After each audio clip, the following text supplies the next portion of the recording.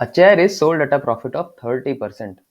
अगर cost price और selling price को 720 रुपया घटा दिया जाए तो प्रॉफिट 18% से बढ़ जाएगा। तो बताइए कि कॉस्ट प्राइस क्या था। तो अगर हमें जानना है कि कॉस्ट प्राइस क्या था तो सबसे पहले मानना पड़ेगा। ठीक है, जानने से पहले मानना जरूरी है। लेट सीपी बी 100 रुपया, माने किसका सीपी? चेयर का। हम चेयर कर देते 100 रुपया में और हम बेच कितने में रहे हैं? 130 रुपये में। अब तुम पूछोगे कि 130 कहाँ से आया, तो 30% का प्रॉफिट हुआ है। अगर हमको 30% का प्रॉफिट हो रहा है तो इसका मतलब है कि हम 130 रुपये में बेचे होंगे। ठीक है, अब बोल रहा है कि कॉस्ट प्राइस और सेलिंग प्राइस को हम 720 रुपये से घटा देते हैं।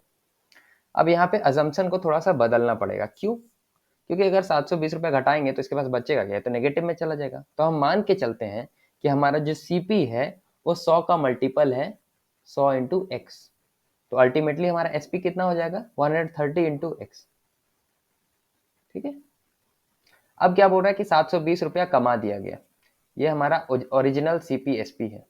ठीक है, बाद में क्या हुआ है कि सीपी को 720 रुपया कमा दिया जाता है और एसपी को कितना कमाया जाता है? एसपी भी एक्स रह गया, एक्स माइनस 700। ठीक है, ये हमारा नया सीपी एसपी है जब 720 रुपया प्राइस घटा दिया जाता है। और प्रॉफिट कितना हो जाएगा? 18% ज्यादा प्रॉफिट हो जाएगा। पहले कितना था? 30%, और अब 18% से बढ़ा दिया गया प्रॉफिट को। तो हमारा नया प्रॉफिट बनता है 30 प्लस 18, 48%। करेक्ट, यहां तक तो बिल्कुल सही है। अब हमसे क्या पूछ रहा है? हमसे पूछ रहा है सीपी का वैल्यू बताइए। हमको सीपी पता है, एसपी पता है, प्रॉफिट पता है, प्रॉफिट परसेंटेज पता है। तो हम आराम से पता कर सकते हैं एक्स का वैल्यू क्या होगा, और एक्स का वैल्यू हमको पता चल गया तो हम सीपी भी फाइंड कर ही लेंगे। ठीक है, तो हम चलो profit percentage is equal to profit by CP into 100। मुझे नहीं लगता है कि इसमें किसी को भी कोई भी प्रकार का परेशानी होना चाहिए, है कि नहीं? है कि नहीं?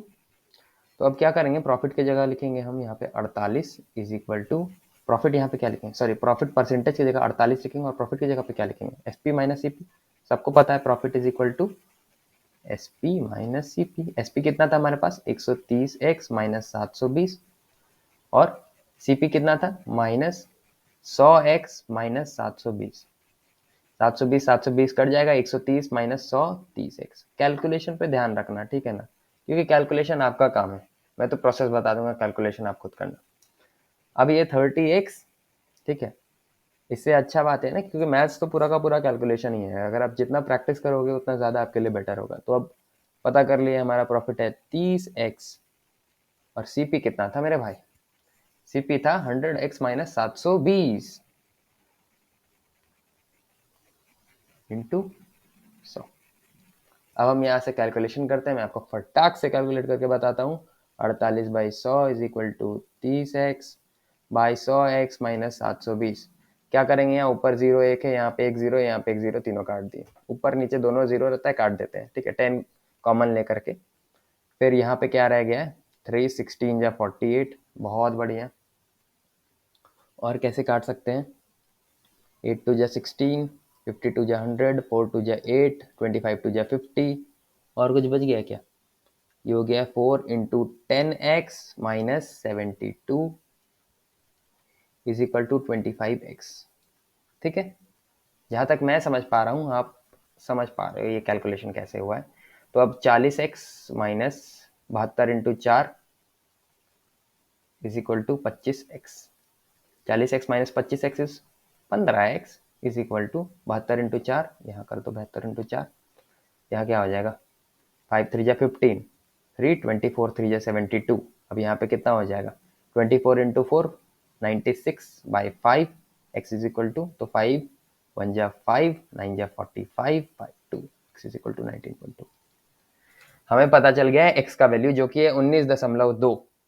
ठीक है, 19.2। हमारा सीपी कितना था? हमारा सीपी था 100x, हमने माना था। तो सीपी कितना हो जाएगा? 100 इंटू 19.2। यहाँ पे 10 में से ले लो, ये यहाँ पे काट दो, 1920 रुपया।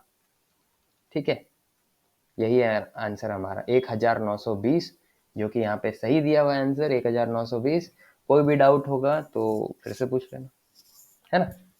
तब तक के लिए टाटा बाय बाय और ऑल द बेस्ट।